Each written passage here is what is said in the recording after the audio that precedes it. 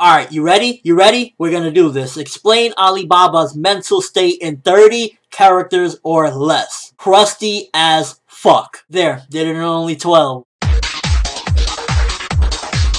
this week's chapter, I was definitely a bit disappointed because I didn't want to kind of go through that pirate arc that we went through last time, but it did serve as progressing some of the characters and kind of where they're at and Alibaba's I guess you could say household, because it definitely seems as though it's building up, and eventually, you know, one day I definitely could see Alibaba becoming king. Aladdin said he's gonna do it, and it's starting to shape little by little into where it's going. I like that you see that there's, I guess, some complexities with Alibaba on this one, because right now he's in a lost state and he's like, what should I do? Does Balbad really need me at this point? And this is a prediction based off what's going on, and, you know, I read a lot of manga and whatnot. I could see that since the way he's feeling like Balbad doesn't really need him anymore, and for the most part, even though they're under Co-Empire is pretty much very tangled in Balbad, they're pretty good, so he doesn't necessarily feel like he's needed at this point. But I got a feeling that when he gets to Balbad, either it'll take a bit, or from the get-go when he gets there, he's going to realize that Balbad really isn't in good hands with Cohen and, the Co-Empire kind of being involved with them,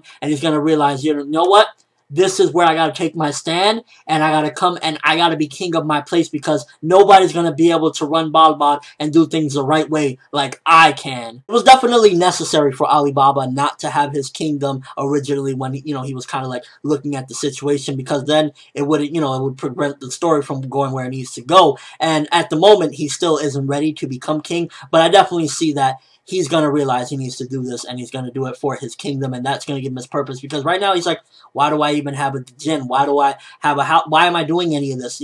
Aside from fighting out Thorman, what is my point? And he's going to little by little see that he needs to be there for his people. He needs to be there for Balbad, because nobody's going to treat them like he can. After making that lie about him and Toto, I bet you anything he is feeling so salty seeing Toto with Olba, and they're confessing their feelings for each other. Like, dude just made up that lie. And yeah, they said, okay, you know what? You inspired us, but he's probably just thinking they're like, man, I wanted that sweet ass. This chapter also kind of showed that Olba and Toto have slightly changed, and it's due to Alibaba. And unbeknownst to him, Alibaba is actually doing things, because he's like, what have I done for these people? Why are these people talking like if I really matter? And he really gave them a lot of the motivation, because they're kind of seeing themselves of what they used to be with the pirates that attacked this ship. And it's like, they're attacking, they're ruthless, they're monsters. And it's because of Alibaba that they're not those type of people anymore. So Alibaba is, unbeknownst to himself, changing people little by little. And again, that's just all in the development for the bigger picture when he will become king at some given point. His household is getting builded up with this whole thing with Toto and Olba. They're going to dedicate themselves, and even with the little relationship aside, this chapter definitely served as building up Alibaba's household and showing that, yeah, he's doing things even though he feels like he isn't, and he does have a greater purpose out there, and he will eventually see it, because I can assure you that Co-Empire is not treating Balbad the way it needs to be treated. Overall, it wasn't a crazy chapter or anything like that. It was just mainly showing a lot of the development with the characters and where Alibaba is going and whatnot. So I definitely say it was a fine one. I'm going to give this one 6.5 out of 10. It did some good development there and some good foreshadowing, but it wasn't anything crazy. And as far as the progression goes,